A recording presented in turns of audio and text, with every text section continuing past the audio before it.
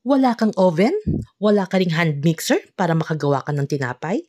Pwedeng-pwede yan. Hindi mo kailangan ng oven o hindi mo rin kailangan ng hand mixer para makagawa ka ng masarap na merienda para sa mga anak mo or pwede mo rin itong pagkakitaan. Simple lang naman ang ating ingredients. Hindi ito chicken nuggets mga mami ha. Ito ay banana nuggets. Start na tayo. Gagamit lang tayo ng 3 overripe na banana. Slice na natin to into small pieces at saka natin ito i-mash or durugin hanggang maging pino. Hindi mo rin naman kailangan dito na gumamit ng potato masher. Simpleng tinador lang ay pwede nang durugin ng pinong-pino yung ating saba. Kahit anong klase o kahit anong variety ng saging ay pwede naman gamitin sa recipe na ito. Basta make sure lang na hinog na ito para mas maging mas masarap pa yung ating gagawing merienda. Make sure lang na durug talaga or pinong-pino yung pagkaka-mash ng ating saba. At gagamit din tayo dito ng 1½ cup ng all-purpose flour. Salain lang ito para maalis kung meron mang mga dumi-dumi o buo-buong arena na naiwan sa ating lalagyan. Naglagay din ako dito ng 1 teaspoon ng baking powder. I-sieve lang natin ito. At para mas maging masarap yung ating bread, ay naglagay ako ng 3 tablespoon ng milk powder. Any brand ng milk powder ay pwede namang gamitin. Basta yung nakasanayan ninyong ginagamit sa bahay nyo.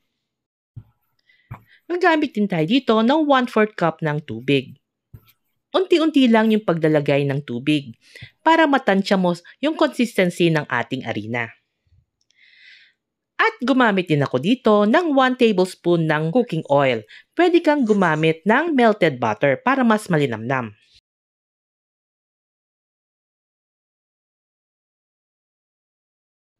Haluin lang ng mabuti at i-knead ng mga ilang minuto. Sa paghahalo naman or pagninid ng ating dough, ay kung meron ka namang machine na magagamit, ay syempre by all means gamitin mo. Pero kung wala, ay gamitin lang natin yung ating mga kamay at inid na lang ito gaya ng ginawa ko sa video. At kapag well incorporated na at ready na yung ating dough, ay i-rest lang ito ng at least 15 minutes.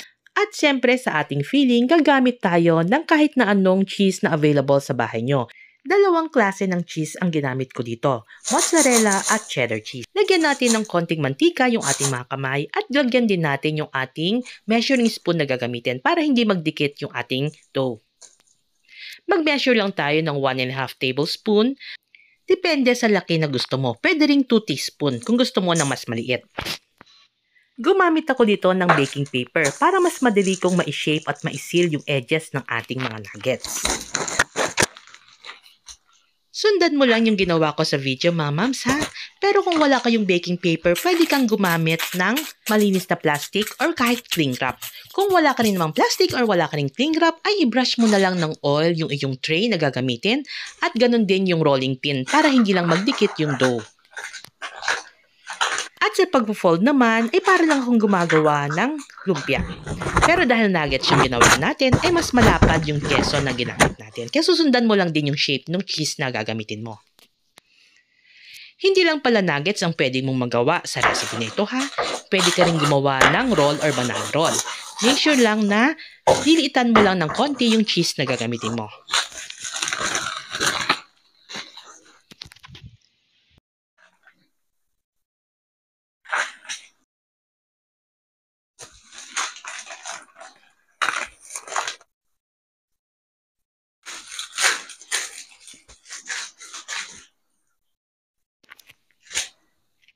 At ayan, ready na yung ating mga nagawang banana nuggets. At pwede na tayo mag-proceed sa ating next step. Ang susunod na step na gagawin natin ay ang pagluluto ng ating mga nagawa o na shape na banana nuggets. Pwede mong ipirito ito, deep fry sa oil, or pwede naman kahit konting mantika lang, babantayan mo lang para hindi ito masunog. Medium heat lang gagamitin ko sa pagluluto ng ating mga nuggets para manuot talaga at siguradong lutong-luto yung loob ng ating mga nagawang nuggets. O di ba ang simple lang, hindi mo kailangan ng mga komplikadong ingredients para makagawa ka ng masarap na merienda para sa mga kids mo, hindi mo rin kailangan ng machine. Mano-mano lang, pwede ka na talagang makagawa ng tinapay na pwede mo ring ibenta at pagkakitaan.